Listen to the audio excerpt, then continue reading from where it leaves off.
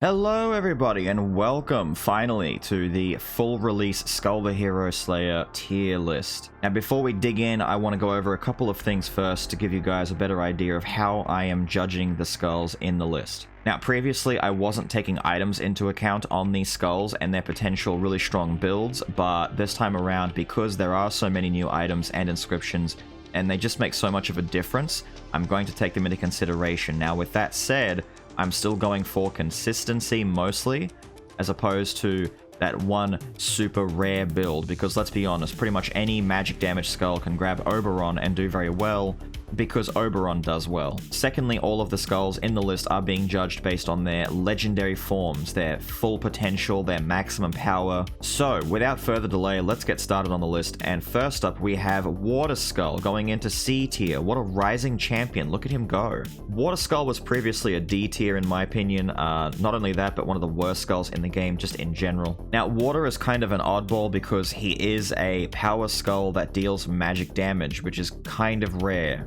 But at the same time, he does suffer from a lot of the power skull issues. His jumping air attack is a ground slam, which makes it difficult to hit certain enemies in the air. And of course, being a power skull, he has a single dash. There are only two power skulls in the game that don't have this single tackle dash. But if you know me, then you know I can't stand this tackle dash, as I think it's too limiting on mobility, which also hinders survivability. I would much prefer a double dash like most of the other skulls have. However, him doing magic damage might be a blessing in disguise, because it means that he can take and use magic items, and a lot of them are kind of the best ones in the game. Due to this, he can get some pretty good damage to compensate for his slow movement and lack in mobility. With that being said though, he's still pretty underwhelming, as his core mechanic, the waves, like I said, aren't super amazing, and he has incredibly shallow reach on his basic attack, pun intended, and it's also very slow. Moving on, next up we have Warrior going straight into D tier. I in fact think that Warrior is the worst skull in the game, potentially tying with another skull that we'll see later on. But yeah, it's that bad in my opinion, it's that bad. So Warrior has the same kind of downfall as other power skulls do in my opinion, where his jumping attack is a plunging slam and his dash is a single tackle. But the thing that holds him back the most for me is simply because his mechanic doesn't work that well. You see, Warrior is a concentration based skull, which means that his abilities and his basic attack can be held to charge them up and make them more powerful before you release them. The issue with this is that he has to stand still to charge, and that puts him at great risk, especially later on in the game where there are more and more enemies on the screen. They get faster and faster and more dangerous. Now, in the recent 1.1 release, where we've seen new items and new inscriptions added, there has been a lot of synergy and help for these concentration skulls, with the new inscription, attitude, and a bunch of items that boost concentration speed and give some modifiers like stunning nearby enemies when you activate it, as well as giving you a shield when you activate concentration. However, even with all of these items on Warrior, he still doesn't work that well. He is still incredibly slow, lacks so much mobility that even on simpler fights, he's going to take some damage and get hit. It also doesn't help that in order to get this benefit, he has to take minimum 4 items in concentration to get that 4 out of 4 attitude, which also means he's losing out on getting more potential damage items or some better utility items like the Warrior's Pauldrons or something like Sylphid Wings to help with his mobility. So what you're really stuck with is a very slow skull that relies heavily on very niche and particular items to make him work fundamentally better, while at the same time, despite these very niche items helping him, he's still going to get very, very hurt and very, very damaged when fighting some of the more difficult fights in the game, for example, the hero fight. Overall, I think one of the best solutions to help the Warrior would be to let him move while charging up his concentration. If he could run, jump, and dash and move around while holding it in, it would make him infinitely better, and later on we'll come to a skull that actually can do this already, which proves that this kind of concept would work very well for Warrior. Alright, swinging in next on the tier list, let's keep this power skull train going. We have the Genie coming into B tier. The Genie for me is one of those unfortunate skulls that kind of gets overlooked or forgotten a lot of the time, despite being fairly solid. So despite being a power skull, he does not have a plunging slam jumping attack, and he also has a very unique dash. His dash is not a tackle, it is a teleport which he can use twice in a row like other normal dashes. These two things paired together means that despite the fact that he's classified as a power skull, he plays kinda close to a speed skull in all honesty. He is a hybrid type skull in that you'll find a lot of his attacks come with magic or physical on them. He's kind of a mixed bag, which makes him a little bit tricky to build around at times, but otherwise he performs fairly well. A lot of his abilities also have invincibility on them. When you activate them, he can't be damaged, which is a very big plus. This includes his swap in as well. Overall, I think the Genie is fairly solid. I don't think that he particularly excels at any one thing any better than anyone else, but is also not that bad compared to anyone else either. I think he's very solid and is very deserving of fitting into the B tier. Okay, next up we have the Bomber flying straight into A tier. Look at that, what an amazing guy that he is. Now, Bomber is very lucky that this tier list is looking at their legendary forms and not their lower forms, because little rare Bomber is not that great. But by the time he reaches legendary form, he becomes a true force to be reckoned with. Whether you're playing him as a support role or as the main damage on a mutant build, it doesn't really matter, because whatever the Bomber wants to do, the Bomber is going to do well as long as you give him the right tools. Bomber has a lot of mobility, specializes in magic damage, and has a lot of tools in his kit that make him an asset to just about any duo. And I think that's one of his biggest strengths. Despite the fact that he's a speed skull, he can kinda go with anyone as long as they're a magic user and perform very, very well. For that reason alone, you could realistically stick Bomber with Water Skull. He does a ton of damage with his abilities, whether he's spreading little mines all over the screen or just swapping in for a split second and then kabooming immediately right back into your main skull. It honestly doesn't matter what kind of build he has on him, he is going to perform very well. A very powerful little boy indeed. Alright, coming up next we've got the Hunter, who's going to slide straight into C tier, which I'm hoping isn't too much of a surprise to a lot of you. Hunter himself, as a core idea, isn't that bad, but some of the execution has issues. So first and foremost, he is a hybrid skull. He comes with physical and magical abilities, which can muddy the waters up and make it very difficult to build him if you do end up getting a Hunter who has one physical and one magical skill. This kind of a setup, and I'll say it right now, affects all of the skulls in the game that come with hybrid damage types, with, some magic and some physical, because then what you really want to do is find the NPC that lets you re-roll your skills, and then cross your fingers that you get re-rolled into having 2 of the one damage type, and that it's the damage type you want. You're potentially going to rely on a lot of money and a lot of RNG just to get the right build for your items. However, with that being said, Hunter does function fairly well with what it wants to do. He is a concentration skull, similar to Warrior, but with the main benefit that he is a ranged type attacker, so he doesn't put himself in as much harm's way as Warrior does. He does still have to stand still for his concentrations though, which leads a lot of people to want to build him with the new attitude items, but like I said with Warrior, I don't think the attitude items are necessarily a fix for the problem, but are instead a band-aid that does take away from his options of getting better damage items, which honestly he needs. Hunter doesn't do very high damage just as a base skull on his own, so you want to get those big physical boosters. You want that Rear Blast, you want the Hope Slash, Akirian Sword if you can. You want Shadow Knight's Quintessence. You want a lot of things to really amp up his output, because realistically, hopefully, you're able to do all of your charging from range anyway. In some of the more tricky boss fights like the Hero, even if you have 4 attitude and maxed out all of your concentration that you possibly can, you're not really going to be able to stand still and full charge a lot of his abilities anyway, as some of them, if not most of them, have very long animation frames anyway, and he gets stuck waiting for this animation to play out, and will still get hit regardless. Overall, I think Hunter would also benefit from being able to concentrate and charge up his skills while on the go, while being active and mobile. That would help him out a lot, and also maybe just a flat damage increase to a lot of his skills and attacks.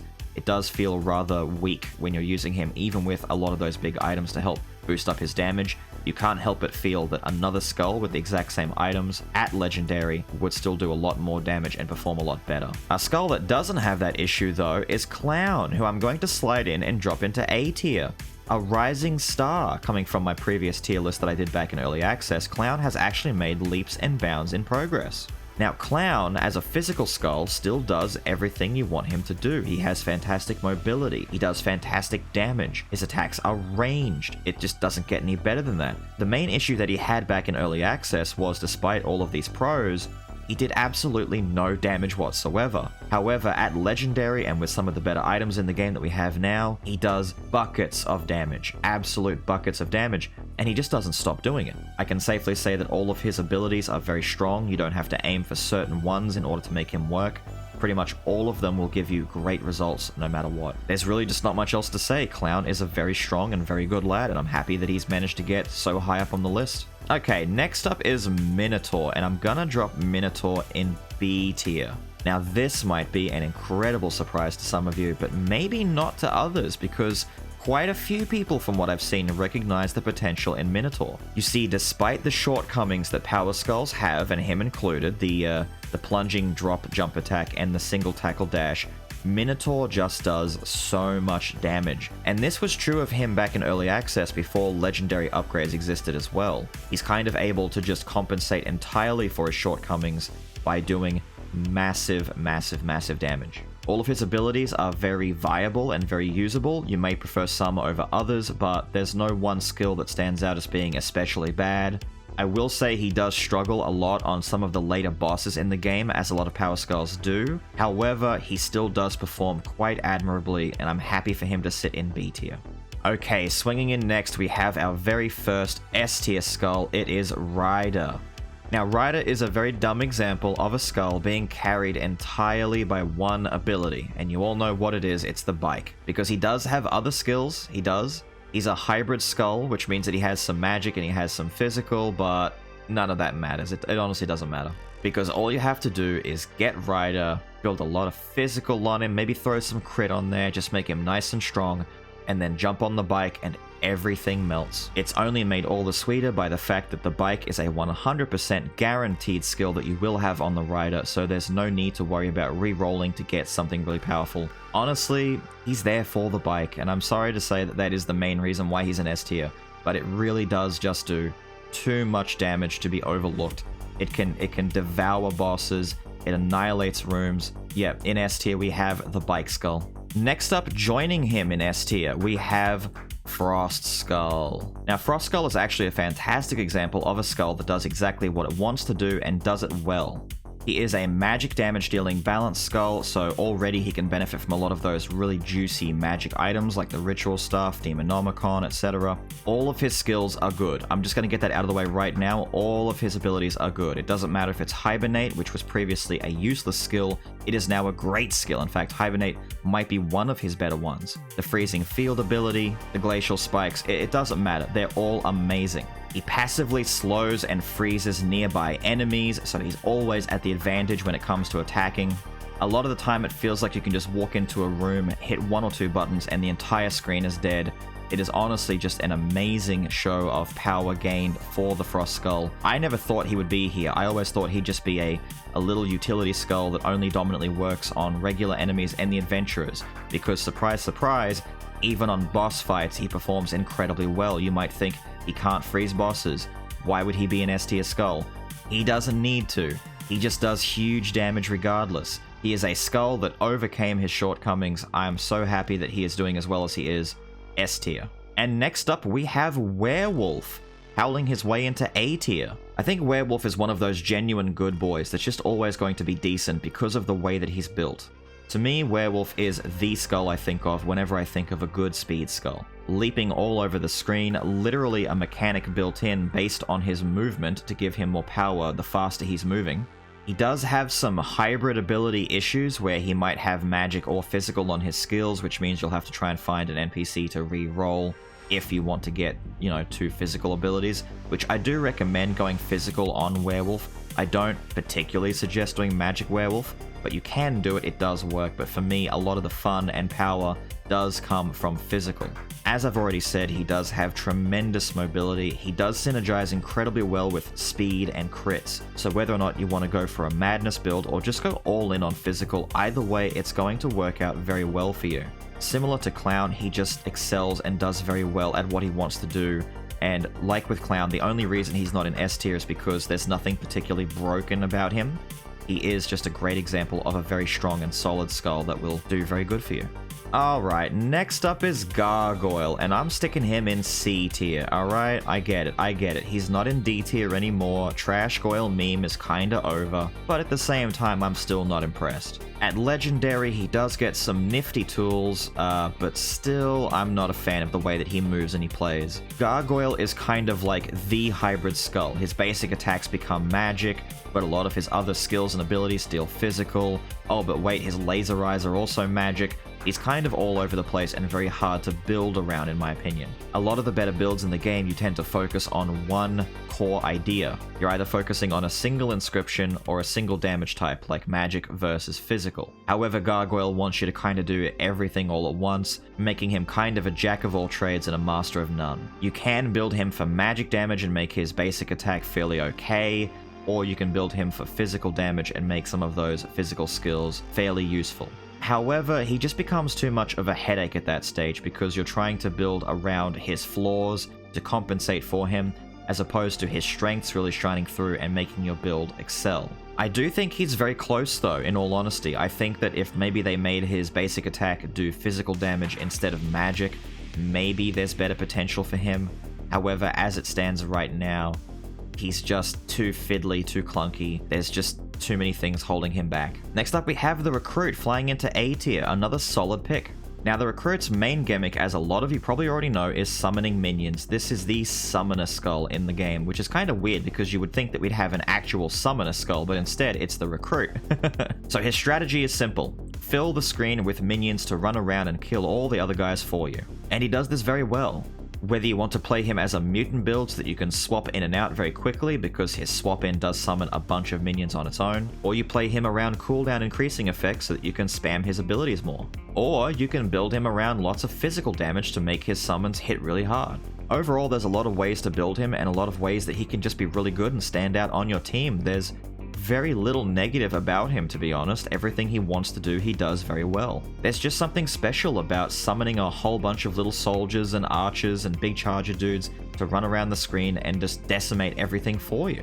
Not much else to say. He's an A. And joining him in the A tier spot, we have the Thief. Now, this might be a very controversial one. I know a lot of Thief enthusiasts. I'm a Thief enthusiast, and a lot of us want him to be an S tier skull, but hear me out. He is a very, very solid skull. Everything that he wants to do is very good. One of his shortcomings here is that he is a hybrid skull, so he has two abilities that do magic damage, and the rest of them do physical, so getting one of each can kind of mess things up for you on your build and make you want to find that reroll NPC. However, a full physical damage Thief does very, very well, and a full magic Thief does even better, surprisingly. The Thief has the luxury of having a lot of skills that have invincibility on them, which just means he avoids damage, with the standout, of course, being his Smoke Bomb ability.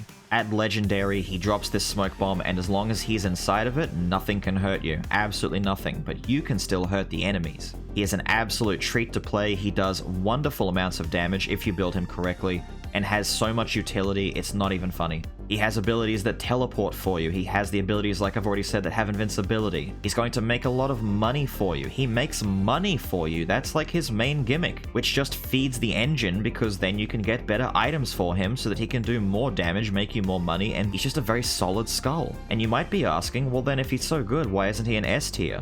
And the answer is very simple, it's because he's not dummy broken. S tier is kind of reserved for those skulls that do something so well that it defies all logic and reason. And Thief does what he does very well, but within reason, which is why he sits in A tier, and honestly, I'm happy with where he is. Okay, next up, joining A tier, hear me out, some of you might be surprised, we have Skull himself, Little Bone, sitting in A tier. I did mention in the beginning that we would be going over these skulls in their legendary forms, and Little Skull himself is the very first one that doesn't have a legendary form. However, I did also mention that we were taking some items into account, and there are a lot of items in the game that when paired with Little Skull make him a nightmare on the screen. Obviously, first and foremost, if you give him the Mage's Necklace, in my opinion, at that point, he becomes basically a unique quality skull immediately. Throw in some cooldown increasing items, maybe an Infinite Bone here and there, and a bunch of magic damage. Your Ritual Staffs, your Demonomicons, etc. You throw all of those onto this little guy, and he just decimates screens. He becomes a legendary skull. Some of my strongest runs in the game have just been Little Basic Skull because what he does is just so good. Despite the fact that he only has two abilities, those two abilities that he has, the Skull Toss and the Teleport, are so good. It's just so much utility, so much damage potential, that he honestly doesn't need anything else. I can honestly say if they gave him any other abilities that you could potentially get, it might just make him worse. And please, if for whatever reason you don't believe me, try it out for yourself. It is so much fun. That's another reason why he's so good. It's just, It's fun at the same time. Mage's Necklace, Mana Bone, Ritual Staff, magic damage, cooldown increasing items, mana tech items. There are so many ways that you can build him to make him fun and powerful. He just does so much so well. Alright, next up we have, surprise surprise, another A tier. We have Sword Skull flying into the A tier slot. I think those of you who know me well could already guess I was going to put Sword in A tier. So he is another hybrid skull, so the same issue as other hybrids. He comes with physical and magical abilities. If you get one of each, it makes the building him a little bit more difficult, so you have to find the NPC, re-roll his abilities, or just live with the fact that one skill is going to be significantly weaker than the other. However, with that being said, if you do manage to build him full magical, he does very well. Sawblade Slash, chef's kiss, one of the best abilities I've seen. It's so fun to use. I don't know why, there's just something about his delayed damage effects where he hits an enemy and then a few seconds later they bleed out. It's just so fun. I don't know why. It tickles me some way. But also you can build him full physical. Both of his damage types are very, very viable and work very well. His whole gimmick is bleeding, which works very, very well for clearing rooms very quickly. And you might think that this is a drawback when it comes to boss fights. However, similar to Frost Skull, the devs were very smart in that they put in a way for him to overcome this negative with that delayed damage effect. So all of his skills, despite hitting initially, will do bonus damage afterwards. But really, there's not much else to say. He's just a very, very solid skull. Alright, I'm not gonna lie, the next skull is incredibly subjective. One of the most subjective skulls, in fact. So I've had a really hard time placing him, so for now, I think he can just sit in A tier, and that is Shield Skull. Now, the reason why he's so subjective is because he kind of feels either good or really bad depending on your preferences and how you like to play the game. So Shield is probably the slowest skull just in terms of actually playing the game. Like, he doesn't necessarily move any slower, but he does damage very slow. He doesn't do a lot of damage to begin with, and it just takes a while to get through the game. In fact, some Shield runs can take like twice as long as some other skulls. He's just not fast. You get it. Okay, he's just not fast. However, what he does do very well is actually in the department of survivability. Surprise, surprise. He has a lot of shielding effects, a lot of absorption bubble effects that make it very easy to get through the game for a lot of newer players. In fact, I've heard time and time again that a lot of players have gotten their very first full wins on the game against the hero using Shield Skull as one of their duo. And that makes a lot of sense to me because a lot of the times where people die, it's due to a lack of knowledge. Oh, I didn't know that the enemy was going to do that. How could I know that that was an ability the boss had? I didn't have time to move, etc. And the Shield Skull kind of compensates for a lot of those mistakes or a lot of that lack of knowledge by tanking hits for you and kind of giving you a free pass on it. Despite his issues with speed, he does do very competent damage if you build him around some good damage effects. You only really need to give him, say, 2 or 3 utility/defensive items to make him very, very tanky. Things like Knight's Determination, the Priest Staff. I mean, hell, give him Sylphid Wings and he'll suddenly have no issues with mobility. He does have the classic Power Skull drop slam from the air and the single tackle dash, but like I said, the fact that he has the shields kinda just compensate for this entirely. You don't really care about getting hit as much when playing him, and that's kind of his biggest strength. He is also a concentration skull and has a very unique effect that when he's concentrating on his shield attack, he's blocking damage. You straight up can't be hurt when he's blocking damage from the front, which just adds another whole layer of allowing players a chance to play the game and not die immediately if they have a lack of knowledge or are still learning how to deal with certain fights. So for some of you, he might be S tier because he's very sturdy. For others, he might be B tier because he's very slow and doesn't do big damage. So because of that, I might just slip him into A tier for now and let him sit there. And if you have a different opinion on where he should go, please let me know. Okay, so next up, flying into B tier, we have Mummy. This kind of makes me sad. I really wish Mummy was like an S tier skull. I really just want Mummy to be broken. But sadly he's not, so here we are at B. Mummy might actually be the most unique skull in the game, especially once he's reached Legendary, because he doesn't play Skull at all anymore. He starts playing a whole different game. His mechanic of getting different weapons is incredibly fun, however, it's kind of RNG dependent and they don't break the game. He is another hybrid skull, so if you're unlucky, you might get one physical, one magical. You've heard the spiel already, he's hybrid, same issue. However, the good news is that despite the fact that you might think that physical is where you have to build the Mummy, that's not true. Magic Mummy is actually very, very, very strong and may in fact be his best build. The Mummy Ball and Mummy Bomb abilities specifically are incredibly powerful, and if you haven't done a Magic Mummy run yet, I strongly advise you give it a go. It's very fun. But let's not distract from the fact that he has very fun physical builds as well with his weapon swapping mechanic. Whether you're a fan of the flamethrower, the rocket launcher, the AK-47, the shoddy, or the grenade launcher, it doesn't matter. They're all incredibly fun weapons. They all have incredibly fun synergies with different types of items and different types of builds. However, despite how fun he is, he's not doing, oh my god, what was that damage? And at the same time, he's not bad, so I think B tier is kinda just where he needs to fit. Next up, joining the S tier ranks, we have Samurai. Absolutely none of you are surprised at this, I'm sure. Samurai is very deserving of his S tier spot. Damage, damage, damage, damage. That is the name of the game with Samurai. He does massive damage. Full Moon Slash is entirely disgusting damage. It is a sin. It is illegal. He should be put in prison for this, but no one will try and arrest Samurai because they'll get cut. He simply does some of the highest physical damage in the game while also being a speed skull, so unlike power skulls, you don't have to worry about his mobility. And you might think it's all about that Full Moon Slash, but honestly it's really not. Even if Full Moon isn't ready yet, his other abilities are all very, very good, very competent, and his regular damage is very good as well. And I can honestly say that previously my biggest gripe with Samurai has been that once you consume the charged stacks, the little cut stacks, on an enemy and use your final cut ability, it takes so long for that ability to come off cooldown that you'll build stacks up on new enemies and won't be able to use them. So the fact that Legendary Samurai actually has the cooldown reset if you use that ability on a full stacked enemy is such a big win. It just does so much to keep Samurai's pacing quick and powerful, and he works. An amazing S tier skull. If you haven't played him, do it. Okay, let's just get this out of the way now because a lot of you are waiting for it. Here it is, Yaksha in C tier. Yes, I think Yaksha is a C tier skull. Fight me. Previously I had Yaksha pretty low on my tier list as well, but it's only gotten worse because now all the other skulls can become legendaries as well, and all it does for me is really show the drawbacks that Yaksha has. Once again, power skull, single tackle dash, and the slamming jump attack. But the main problem is that his mechanic doesn't work as well as you want it to. His specialty is building up these stomp charges, and then once the meter is full, you do another stomp attack and the big green foot comes out and does big damage. And now naturally I would think similar to skulls like Werewolf, who builds the movement speed bar, or Samurai, who builds stacks of cut meter on enemies, that his core mechanic would be very easy to use. And in fact, it's not that easy to use at all.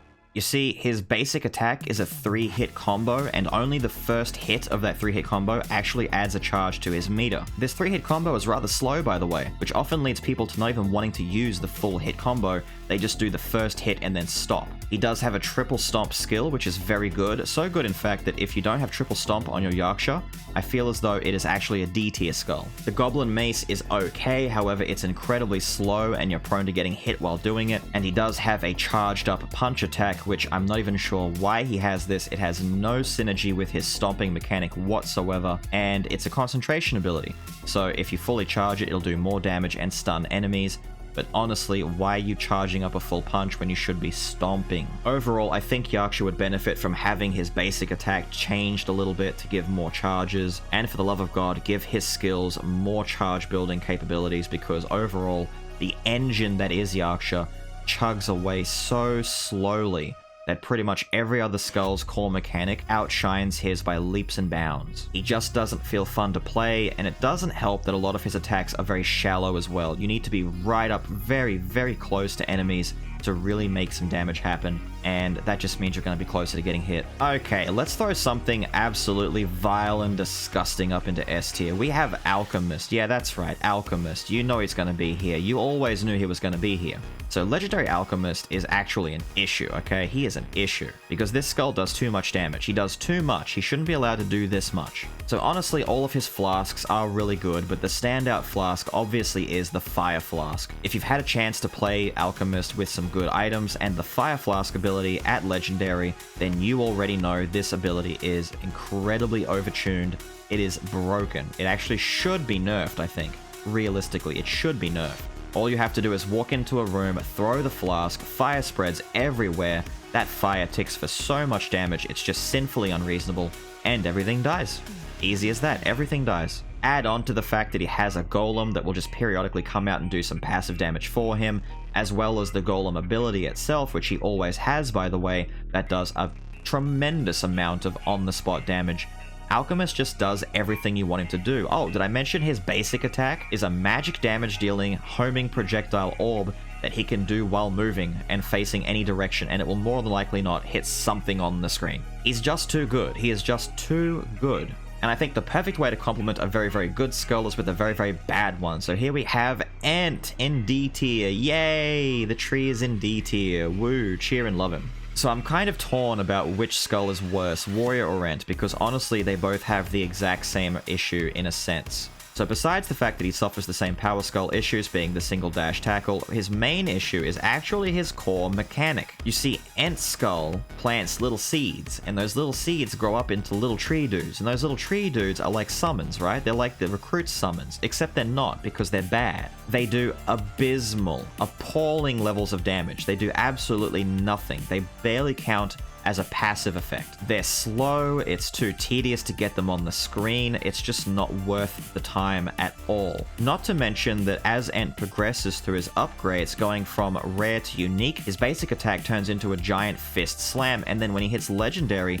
it changes back into a regular close hit combo. He mixes and changes so much as he upgrades that it can be kind of difficult to get an idea of what he's doing. And then there you are with legendary Ent, who summons little tree dudes that don't do any damage and don't contribute anything whatsoever. And what you're stuck with is a Skul that just exists. He's a short-range little tree dude who has all the issues of a power skull with none of the positives of what his mechanic is supposed to give him. Just like how Warrior is just sitting there with this charge mechanic that doesn't work as well as you want it to. The difference is, Ent doesn't have a bunch of items that were literally just put in the game to make his summons do more damage, so maybe Ent is the worst Skul in the game. Overall, I'm severely disappointed, and I can only hope that in the future Ent gets fixed, because as it is, I don't think he's working even close to as intended. I think that he's actually broken in a bad way. So let's wash that taste out of our mouths, climb the tier list ladder, and drop in everybody's favorite, Ghoul. Yeah, nah, who are you kidding? So Ghoul is kind of like, he's okay as a power skull, right? He has the power skull issues, but at the very least, his mechanic works, right? Is it a particularly good mechanic? Not really. It's got too many drawbacks for my taste. But it does at least work. That being that as he fights and kills enemies, meat chunks come out and hit the ground, he eats the meat chunks, he grows bigger, and he does more damage. The issue with this is that he grows bigger, which means that he's now a larger hitbox, enemies can hit you easier, fitting into small spaces becomes a nightmare, getting through Act 4 can become a nightmare, and fighting bosses also doesn't work very well because you just can't get meat chunks from fighting bosses. I think if he had some passive way of gaining meat chunks from the enemies, similar to what Prisoner does with his cells, then it might actually help make this a lot better, because as it stands, he just doesn't function very well on boss fights. Now that being said, he does clear rooms fairly okay. The main issue is just that he becomes very large and is prone to getting hit more often. I am eternally grateful that he, along with some of the other power skulls, have had their abilities changed to physical. Previously, all of the Ghoul's abilities were actually magic, with the exception of his hook. But now they're all physical, he functions way better now than he did back in the early access version of the game. However, now all the other skulls also function way better than they did back in the early access of the game. So he's kind of gone up a little bit, but not really. He still sits in C. I think if they made him perform better on boss fights by getting those meat chunks, he might do better. As well as, for the love of God, give him either a damage reduction effect as he gets meat chunks as well, or let him recover some life as he eats meat chunks, because just getting really, really big with no defensive or real utility to go along with it just makes him a big target, and he's just going to die a lot quicker. Moving on, up in S tier, we have Lich, Big Daddy Lich, my personal favorite Skul in the entire game, sitting in S tier. Obviously, we have Seal / Death Trap, whatever name you want to go with, it'll always be Seal in my heart. One of the most damaging abilities in the game. It is disgusting, it is fantastic. Now you might be saying, wait a minute Beelz, he doesn't always come with Death Trap, you can't guarantee that, he should be A tier. And you might say that, but it is my honest opinion that all of his other abilities are very solid as well, and that he is just deserving of being an S tier. His passive effect, where the chains come out, is very strong, his basic attack deals magic damage and has tremendous range, his jumping attack just is stupid. I don't know why it's as good as it is, but its jumping attack is just really good. And overall, he just exemplifies what a very strong magic dealing balanced Skul should be. Big damage all of the time, no care given. He's an S tier in my heart, and that's where he will stay. Okay, next up we've got kind of a sad one. This is honestly sad to me. We have Gambler, and I'm gonna stick Gambler in B tier. I'm doing this because he suffers from too many little issues, okay? He's not bad, necessarily, which is why he's in B. First of all, he has hybrid damage, alright? He has the whole magic physical hybrid damage issue where you need to re-roll to get both skills of the same type. You've heard me say this to death.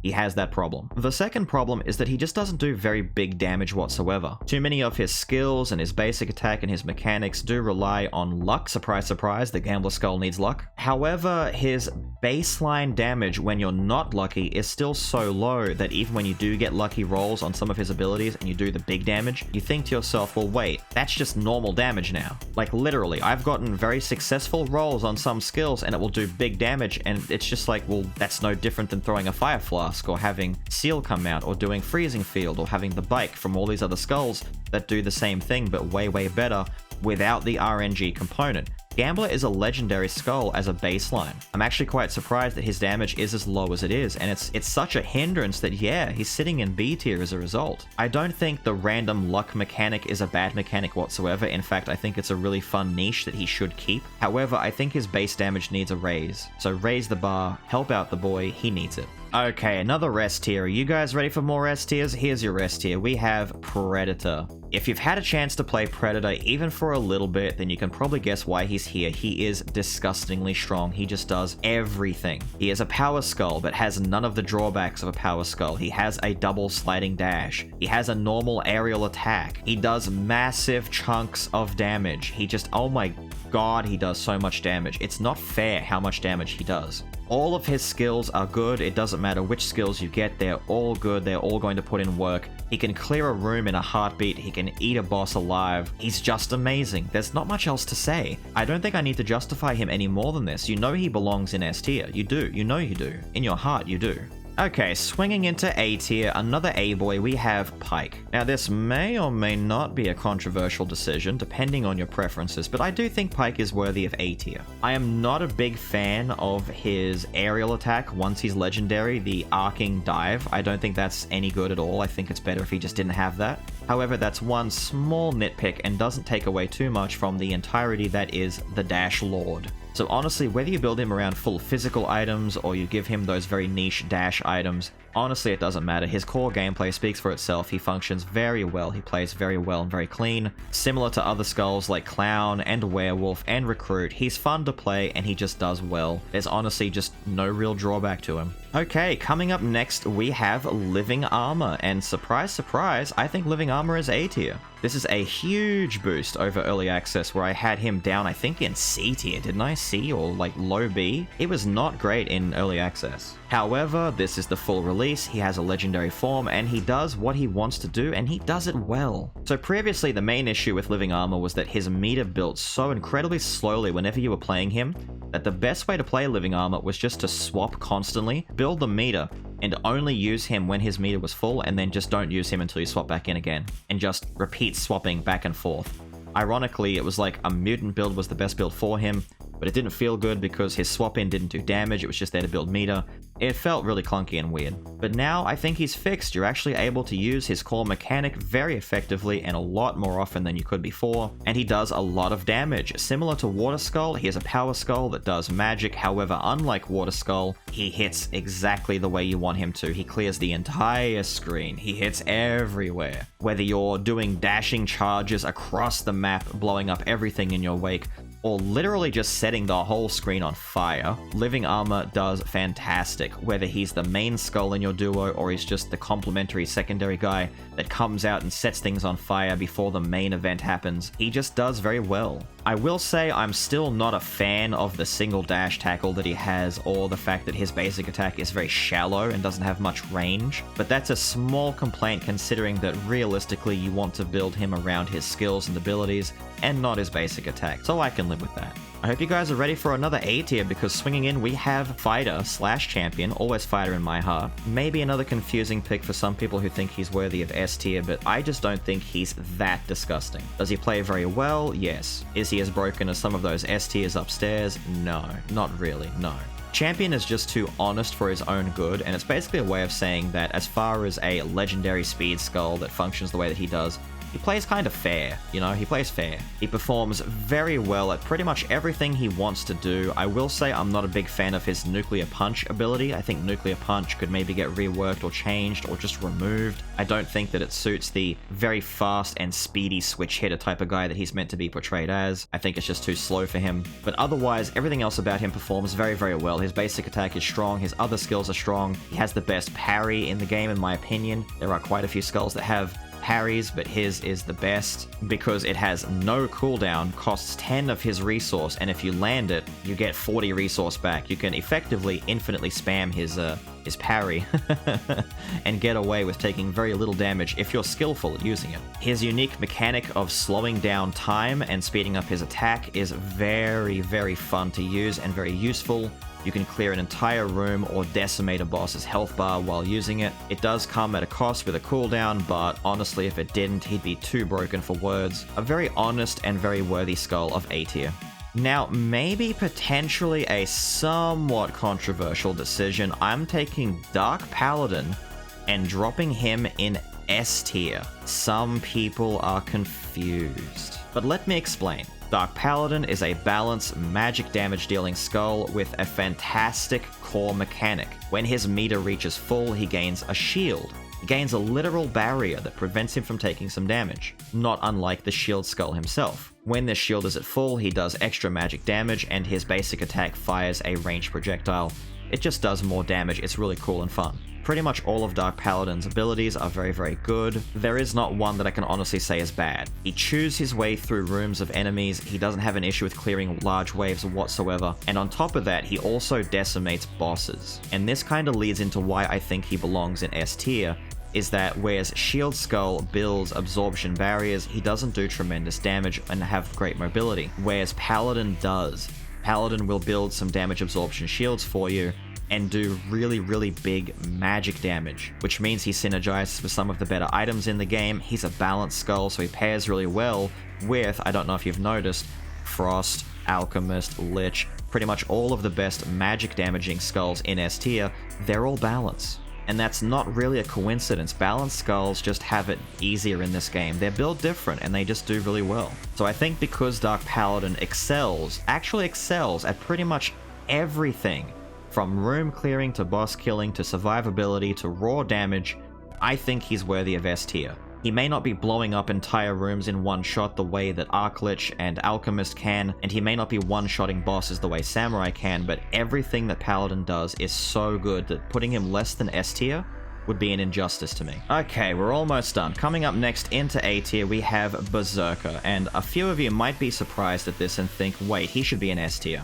But honestly, I just can't put a power skull that has that tackle dash and the plunging jump attack into S tier. I just can't. The drawbacks from those two negatives are too huge. However, with that being said, Berserker does do incredibly big damage. He has his transformation, which turns him into a one-man wrecking machine for a few seconds. It's absolutely incredible fun, but he is one of those skulls that plays in a certain way that just makes him likely to get hit very often, which means you're going to be getting low on health. Now, he is built so that the lower in HP he gets, the stronger he gets, that is true. However, that doesn't mean you're any further away from dying. You're still pretty close to dying. If you make too many mistakes, you're still going down. He's very much one of those risk-reward type skulls, and honestly, if they eventually ever do fix the whole dash tackle problem, then maybe he would bump up to S tier, but honestly, it comes down to mobility. If they ever try and address his mobility, and other power skulls as well, and get rid of that dash tackle and give him something better to work with, so that he can move around the screen a bit easier, then he probably would be up there in S tier, along with his bigger brother, the Predator. Also coming into A tier, I'm gonna drop Ninja in here. Now, Ninja is one of those ones that's kind of like controversial. Some people love him, some people hate him. I personally quite like him. I think he's alright. He is the only skull in the game that genuinely has 4 skills that you can use at the same time, because he has 2 skills on the ground and his skills transform and change into 2 new skills whenever he jumps up in the air, so you actually have 4 different abilities. He's very unique and very cool. I do think it's best to build him around physical damage and maybe some cooldown increasing effects, get infinite bone on him, get something that helps him spam abilities as much as possible, and he will turn into and he will serve you very, very well. The legendary upgrade from Unique actually addressed my #1 complaint regarding Ninja from Early Access, and that was that a lot of his abilities leave him stationary and animation locked for too long. If you've ever used some of his like slower abilities that hold him in place for too long, then you've probably been hit a few times while doing it, and understand that it doesn't feel good that you're doing an attack and some enemy comes up from behind, throws a ranged attack, or just has hyper armor and hits you, and there was almost nothing you could do to get away from it. You could swap skulls, but that's about all you really can do. But Legendary Ninja instead summons clones to do the attacks for him. He can pretty much run around the screen, activate his abilities, and always stay out of harm's way, or at least to the best of your ability to dodge. For that reason, I think Ninja is very much deserving of A tier because he just plays as well as he possibly can. He does good damage, his mechanics work very well, he's fun to play, he's just not gross damage, so he's not making it to S tier, but putting him in B would be a sin, okay? A tier for sure. Also dropping into A tier, I'm gonna stick in Rockstar, and this is a really sad day for me because previously I had Rockstar in S tier because of how good he was in early access, but the same as a few other skulls, with the full release, things have been shaken and changed. Other skulls have legendary, other skulls have caught up, Rockstar has been dethroned from S tier. And honestly, there's nothing really wrong with him. He does have that kind of hybrid issue where he has some physical damaging skills, but honestly it doesn't hold him back too much. You still want to build him around lots of magic damage and just absolutely shred the screen with as much jamming power as you possibly can. But I think the main drawback is actually his biggest strength, which is the band summon. When he summons the band, he will absolutely tear through bosses. He will tear through screens of enemies. But it does come at a cooldown similar to what Champion has, and the fact that his cooldown will not actually start cooling down while you're off onto another skull. You have to be on Rockstar for that cooldown to go down, the same as Champion, which is a bit of a drawback when it comes to swapping skulls back and forth because you're losing time on that potential cooldown.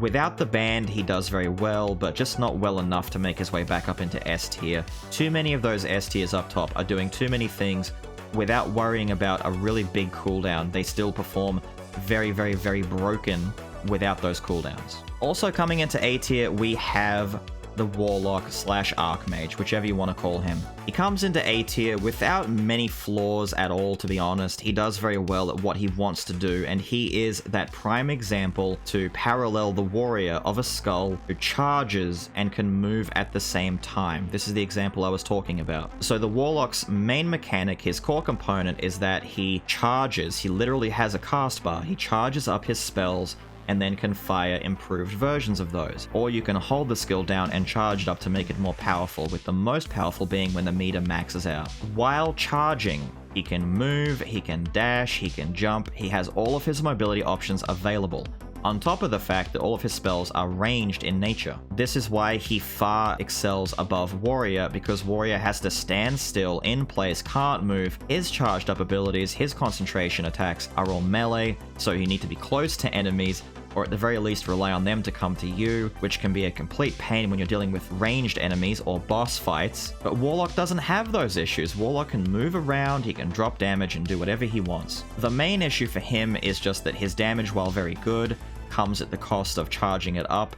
He can still be hit if you're not able to find a safe place. When the casts finish, he stands still for a bit while actually doing the animation of summoning whatever attack it is that you did, so he can still be clipped quite nasty. And boss fights can be a bit of an issue for him depending on how good you are at maneuvering during these fights. I know the hero, for one, is an absolute pain for him to deal with, because as soon as that cast bar finishes and he starts dropping meteors or firing laser beams, the hero might just swing over there and take a big chunk of your life bar. He is, like a lot of these other A tier skulls though, just not doing disgusting amounts of damage on short-term cooldowns. To give you a comparison, the Alchemist's Fire Flask is kinda like firing off a laser, or is at least somewhat equivalent to dropping a meteor on the screen, because it just wipes guys away very quickly, except you've got 3 charges of the Fire Flask and you can spam them and do even more bunched up damage. But don't let that take away from Warlock. He's still incredibly powerful and very worthy of A tier.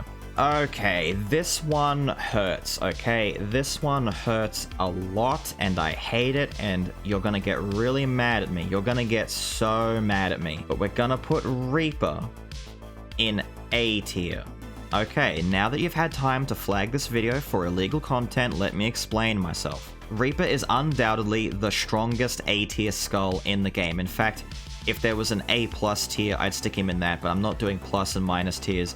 He is just barely shy of S tier. It's so not funny how just shy of S tier he is. Everyone knows Reaper. His swap-in has invincibility. His harvest hits the entire screen. He can set the entire screen on fire as well. His Will-O-Wisp passive effect just makes it so that once you kill a couple of enemies, chances are the rest of the screen is also basically dead as well. Everything that the Reaper does is a god tier effect, except the one shortcoming, which is boss killing.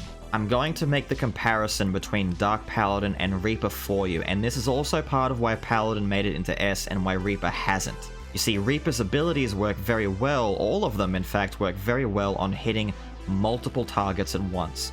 However, if we're looking at this in the context of hitting a single target, like say the hero fight, then his damage that he deals isn't very massive. Because he relies so much on obliterating a big screen of enemies and having all those little Will-O-Wisp orbs come out and chain react and eat the room alive, it just doesn't work very well on a single target fight. Whereas the Dark Paladin actually does very well on single target fights as well. He builds that shield and does big damage with his skills. So yes, the Reaper's sole drawback is that he doesn't kill bosses as good as others do.